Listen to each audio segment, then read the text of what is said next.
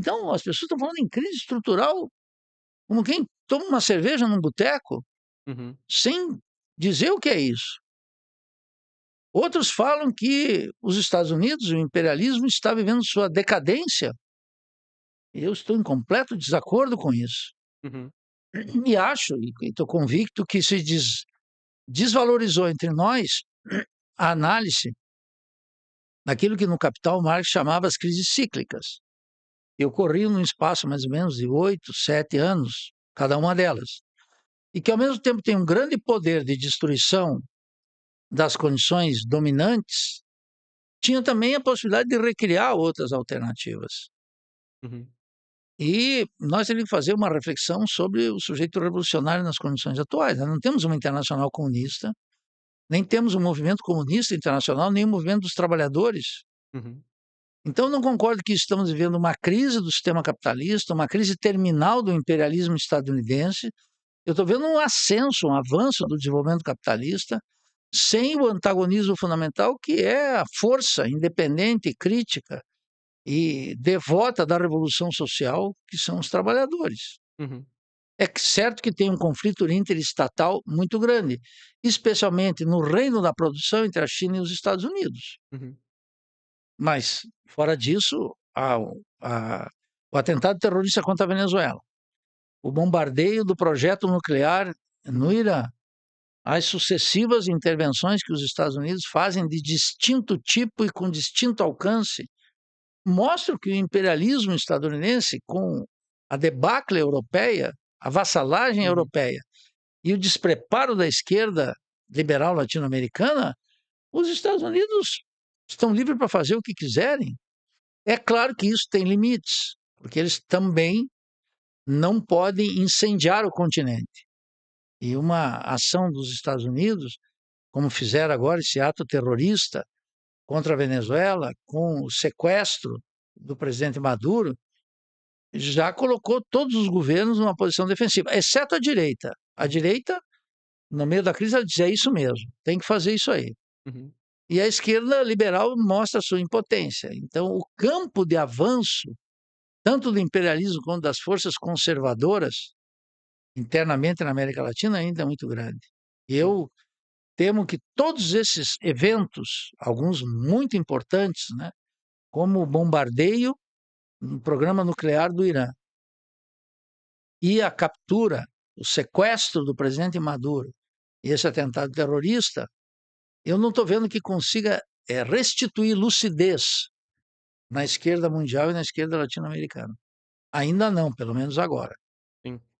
É, é, eu concordo no sentido de que me parece que tem alguns problemas quando a gente interpreta. Eu também tenho escutado bastante retomar a tese do Mesário sobre uma suposta crise estrutural, que geralmente leva para esse campo, né, de um sentido de uma crise derradeira, né, como se tivesse, que é uma concepção totalmente avessa, inclusive à própria interpretação do Marx, me parece. Mas como que se analisa então os últimos tempos no seguinte sentido, pensando assim num panorama mais ou menos global assim do século XXI. A gente começou o século XXI enquanto brasileiros, num pequeno aumento relativo das commodities, que deu uma gordurinha ali pro Estado brasileiro queimar, pro lulismo funcionar, os seus mecanismos no começo na primeira década, mais ou menos ali, a ascensão das commodities, do fluxo de capital internacional, e a partir de 2008, mas sobretudo para nós no Brasil, a partir de 2011, 2012, 13, 14, já no governo Dilma, a gente vê um declínio, né? Sobretudo do capital internacional e das commodities, e a gente vai ver uma crise para nós aqui, a crise internacional virando uma crise nacional. Estou dando só o exemplo do Brasil, mas a gente poderia pensar em outros aspectos da crise como um todo. Você acha que essa crise, nesse sentido, não no sentido terminal, mas no sentido de que o capital entra em crises cíclicas e ora retoma a produção, o crescimento, etc. Você acha que essa crise, nesse sentido, já está superada? Ou algo dessa crise se mantém agora? A minha chave de interpretação é outra. Não começa com a elevação dos preços das commodities, Uhum. ou depois a queda, Uhum. ou o efeito da crise de 2008, 2009 nas economias periféricas. O meu ponto de partida analítico é as transformações que desde 94 começaram no desenvolvimento capitalista no Brasil. Uhum. Quando os economistas lá da PUC, do Rio, Gustavo Franco, depois gente como Armínio Fraga, depois gente como o Plano Larida, né? Uhum. Pércio Arida e o André Lara Rezende, Francisco Lopes, todos aqueles economistas decidiram que o principal inimigo do brasileiro era a inflação, lograram uma estratégia muito sábia, astuta, que a esquerda não percebeu porque ela era, em alguma medida, tributária do capital industrial. Uhum. Mas esses, que eu chamaria, assim, figuras vinculadas àquilo que alguém já chamou assim, os gangsters das finanças, os homens das finanças que se transformaram em rentistas, isso que é muito diferente do investidor, agora até o André Lara Rezende reconhece isso. Eles perceberam que o desenvolvimento capitalista em escala global, porque eles são muito apegados à realidade dos Estados Unidos, estudam muito lá, e perceberam que a dependência e o subdesenvolvimento se aprofundaria. Isso que agora muitos estão, mesmo contra a vontade, reconhecendo como um país exportador de produtos agrícolas e minerais. E eles perceberam, antes de toda a esquerda, tributária de um saudosismo do desenvolvimentismo, Uhum. preocupadas com aquele dinamismo que a ditadura concedeu, de 64 até 1984, 82, vamos dizer assim, quase 20 anos, baseada no endividamento do Estado em moeda externa, dívida externa e na superexploração da força de trabalho, eles começaram a perceber que aquele desenvolvimento capitalista tinha sido esgotado. E eles começaram, então, a acelerar a transformação daquele capitalismo dependente de base industrial, cujo orgulho era o Grupo 14 da Fiesp, Uhum. para esse capitalismo dependente rentístico, que agora é pleno, à luz Uhum. do dia, e que não é uma fase que pode ser mudado com a ação da política econômica, que é resultado das grandes transformações da economia mundial, como alertou meu mestre Rui Mauro Marini, o subdesenvolvimento é produto do desenvolvimento capitalista mundial, que ele Uhum. tirou da fórmula do André Frank o desenvolvimento do subdesenvolvimento, e que aqui foi interpretado da maneira mais miserável e rasteira possível. Uhum. A crítica ao que eles chamam de neoliberalismo, Uhum.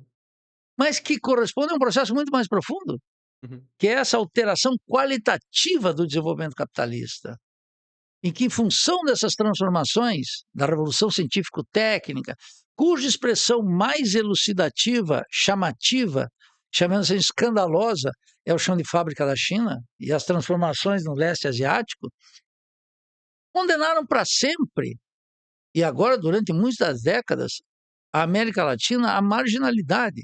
Uhum. Aquilo que nos anos 70 e ali de 68 a 78, aquela década, tornou a América Latina um dos eixos da acumulação mundial, esse deslocamento foi para a Ásia agora, em condições muito superiores às nossas, em equiparação histórica, porque não é só a China como um continente, é a Indonésia, é o Vietnã, é todo aquele leste asiático gigantesco e tem uma capacidade produtiva científica e tecnológica que está rivalizando com os Estados Unidos. Uhum.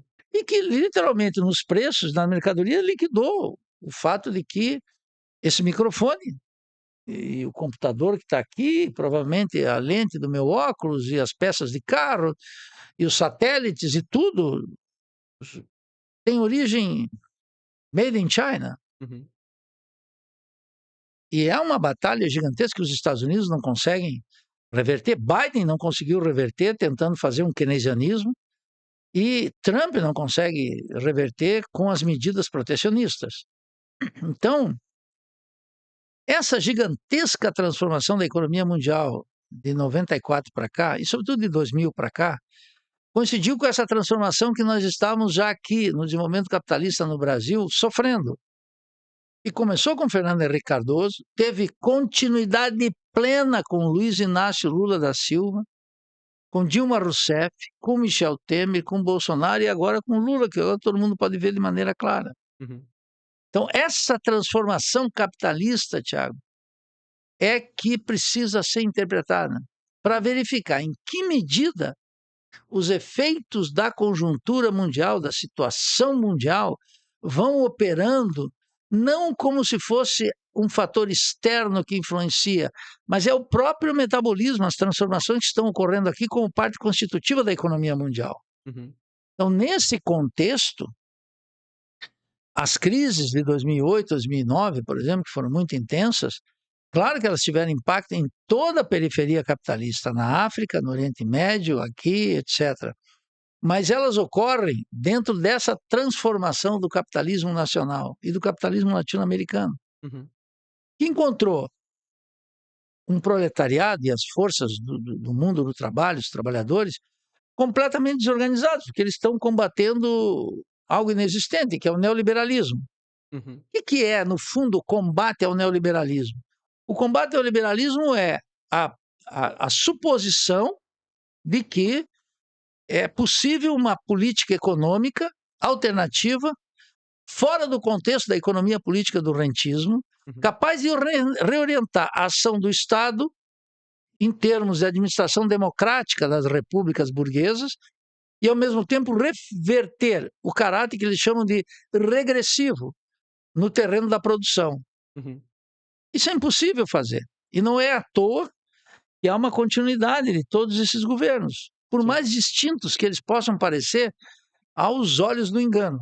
Como disse um escritor brasileiro muito importante, os olhos são as portas do engano. A certeza sensível de Hegel, quando o sujeito olha e acha que está vendo aquilo ali. Sim. Marx Então, falava que se a verdade estivesse na superfície, a gente não precisava de ciência, né? Já começa por aí. toda a ciência seria supérflua, tomo 3 do Capital, Exato. não é? Se essência e aparência do fenômeno coincidissem, toda a ciência seria supérflua. Uhum. Você recorda bem o tomo 3 do Capital. Então, essa análise do desenvolvimento capitalista no Brasil, nós não temos mais os intérpretes. Eu pessoalmente, estou me dedicando a isso, já anunciei a análise do desenvolvimento capitalista rentístico. E estou trabalhando diuturnamente nisso nos últimos meses. Quero ver se consigo colocar um ponto final. Não é uma tarefa fácil, mas é um livro dedicado a abrir as portas da interpretação. Tirando essa ideologia de crítica ao neoliberalismo, isso é uma grande bobagem, Uhum. colocando isso no contexto nacional e chamando atenção para as transformações do regime das classes sociais, da economia, do Estado e da cultura no Brasil e na América Latina. Uhum. Agora, o que pega aqui? Os trabalhadores não identificaram isso. Os trabalhadores, quer dizer, seus partidos políticos, seus sindicatos, seus acadêmicos e até seus intelectuais. Mas a classe dominante entendeu perfeitamente. E, como sempre, tem um poder de adaptação total à dinâmica das classes Uhum. dominantes em escala mundial. São tributárias dela. Sim. E, portanto, você vê aqui a reprodução de tudo que você possa ouvir sobre globalização, oportunidades, modernização, Sim. todas essas coisas. Então, eu discordo da tua interpretação, do que você está sugerindo, e que só é possível identificar o que está acontecendo se tivermos essa análise qualitativa do desenvolvimento capitalista no Brasil. E se tu olhar a bibliografia, os partidos políticos, os sindicatos, Uhum. não tem ninguém chamando atenção para isso. Uhum. Todos são órfãos do desenvolvimentismo. Sim. Todos são órfãos de um otimismo ingênuo, de uma consciência ingênua que é possível fazer o Brasil grande em termos capitalistas, porque nós não somos a Honduras, a Guatemala, o Uruguai ou o Paraguai. Nós somos um país de uma economia complexa, dinâmica, que tem Uhum. oportunidade. Toda essa baboseira que está aí, Uhum. que tem gotas de verdade, que é um país que tem um potencial imenso em força de trabalho, Uhum. poderia ter em ciência e tecnologia, tem recursos naturais abundantes, mas que, controlado pela classe dominante, não pode fazer nada. Sim. E a tentativa lulista, não é? de fazer uma administração com inclusão social, oportunidades, todas essas quinquilharias, né? Ou essa digestão moral da pobreza, dos programas sociais, de inclusão, tudo isso é um lixo ideológico que não se sustenta e atrapalha e desvia da tarefa de analisar o que está acontecendo no desenvolvimento capitalista. Sim. É, uma das questões que eu fico é porque o Marini, por exemplo, quando ele vai analisar o processo no século XX, ele inclusive chega a falar, salvo engano, usa um termo de que as classes dominantes, ora elas entram em compromisso, mas ora esses compromissos ficam mais atritados. Eu digo isso porque, em algum momento, no contexto do século XX, a gente havia algum elemento da materialidade que daria a possibilidade da gente se enganar que poderia existir uma burguesia revolucionária no nosso país ou na nossa região. Porque havia conflitos, havia uma. Eu tô passando um pano, digamos assim, para a possibilidade dessa interpretação que Entendi. existiu. E hoje, no século XXI, parece que isso volta, mas volta sem nenhum lastro, na realidade. Mas ainda volta essa esperança, essa antiga esperança de que haveria uma burguesia que, com projeção a industrializar o país, a se colocar como um país autônomo no cenário internacional, etc. E me parece que esse é um pouco as escorregadas que uma parte considerável da esquerda cai, especialmente a partir do petismo, né? De acreditar que teria ali uma possibilidade de fazer uma certa aliança estratégica com uma burguesia industrial contra os setores, por exemplo, do agronegócio ou o setor rentístico, por exemplo. É, só que parece, de alguma forma, que, na verdade, esse cenário não se apresenta hoje, né? Não sei como é que você lê isso. Você capta bem, mas você chama na forma de esperança. Uhum, E eu digo da turbina das ilusões. uhum, O pensamento crítico latino-americano, com André Gunder Frank e Rui Mauro Marini, como você bem lembrou aqui, já liquidou essas esperanças lá atrás. Ou já liquidou, no meu jargão, as ilusões lá atrás. Acabou com tudo isso. A força da teoria marxista da dependência, do pensamento crítico latino-americano, consiste precisamente nessa pedra filosofal.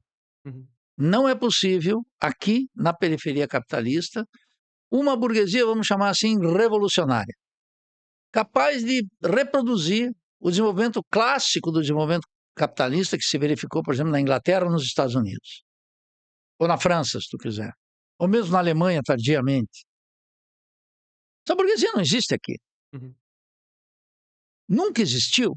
E agora dá mostras eloquentes de seu compromisso com o que tem de mais vassalo em relação à política externa dos Estados Unidos e, portanto, ao imperialismo, e a sua falta completa de compromisso mínimo com o povo, exceto se for a partir das migalhas dos programas sociais, que constitui, a meu juízo, uma gigantesca digestão moral da pobreza, que aliena o proletariado na sua miséria, antes de jogá-lo nas portas de uma emancipação política, ideológica, cultural e social cada vez mais necessária. Então, o ponto para te contestar de uma maneira mais uhum, firme, mais precisa, é que aquelas ilusões, e eu estou de acordo contigo, elas se já antes não se sustentavam, como podemos ler em Rui Mauro, em André Gonde Frank e outros, uhum, também em Teotônio, em Vânia, em Orlando Caputo, tem uma quantidade de autores que eu tive a felicidade de conhecer e tratar com todos eles. Agora é mais insustentável ainda, mas de maneira inusitada e espantosa, essas ilusões subsistem, mas eu diria que você está sendo injusto com o PT, porque não é só o PT. uhum, Se pegar o PSOL, é um desastre em termos de uhum, teoria. O PT tem que alimentar a máquina das ilusões, porque a sua própria existência depende disso, a sua reprodução parlamentar, a sua concepção parlamentar de política, as ilusões de Lula e do petismo de fazer uma administração democrática da ordem burguesa, no momento em que a república está em frangalhos e não uhum, consegue dar absolutamente nada do que deu, inclusive comparando o atual mandato de Lula com o seu primeiro. uhum, E mais comparando, sobretudo, com as condições de um país subdesenvolvido e dependente, que são gritantes. uhum, Só para dar um exemplo, a inexistência de um Ministério de Ciência e Tecnologia, ou a existência formal, e os investimentos pífios, não existíamos. em termos científicos e tecnológicos. Sim. E o governo é incapaz, e por que não é e por que não é capaz? Porque ocorreu uma brutal internacionalização da produção. Uhum. O grau de internacionalização da produção no Brasil faz com que a taxa de câmbio seja um preço que um empresário lá de Joaçaba, minha terra natal, esteja colocando o olho todo dia. Porque ele precisa, desde o padeiro, para comprar o trigo argentino, até as peças da maioria das indústrias de São Paulo, da indústria química, da indústria automobilística, da indústria microeletrônica, de todos esses setores. Então, o grau de dependência é gigantesco e você assinala um fenômeno que a gente precisa explicar.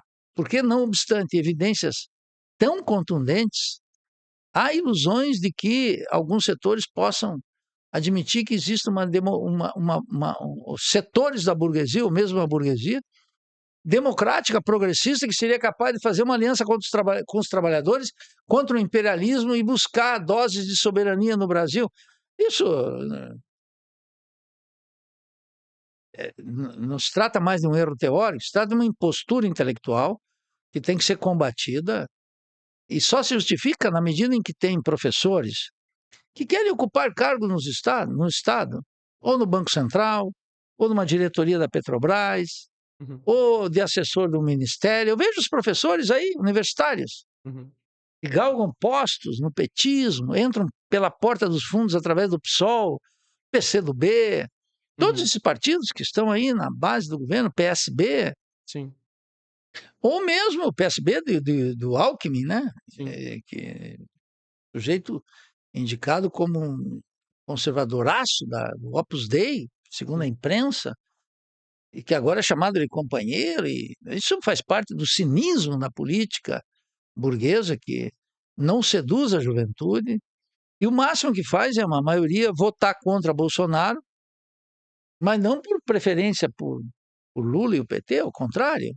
Sim. É só quando o voto tem uma função só supostamente defensiva, Sim. mas não consegue nem organizar uma base social para combater o inimigo, como eles gostam de dizer, do fascismo. Sim. E, a meu juízo, tampouco é existente, não existe tal coisa. Existe uma Sim. direita, uma ofensiva ideológica, política, mas fascismo, Sim. nós estamos aqui conspirando abertamente. Sim. Então, essa eu diria, Tiago, que é a ausência aí. Esse é o problema. Agora, essa compreensão só é possível porque tem um déficit teórico gigantesco. Pegue os autores mais badalados. Pegue um André Singer, por exemplo, explicando os sentidos do lulismo. Sim. O que tem de teoria ali? Sim. É raso, Sim. percebe? E compare toda essa produção acadêmica que não é marxista e aquela que se diz marxista faz um marxismo acadêmico, não vinculado com as necessidades da Revolução Brasileira. Sim. Mesmo que essas organizações, como essa que eu pertenço, não tenham grande inserção social, mas estamos muito mais próximos da realidade do que todos esses acadêmicos, mas pode juntá-los todos.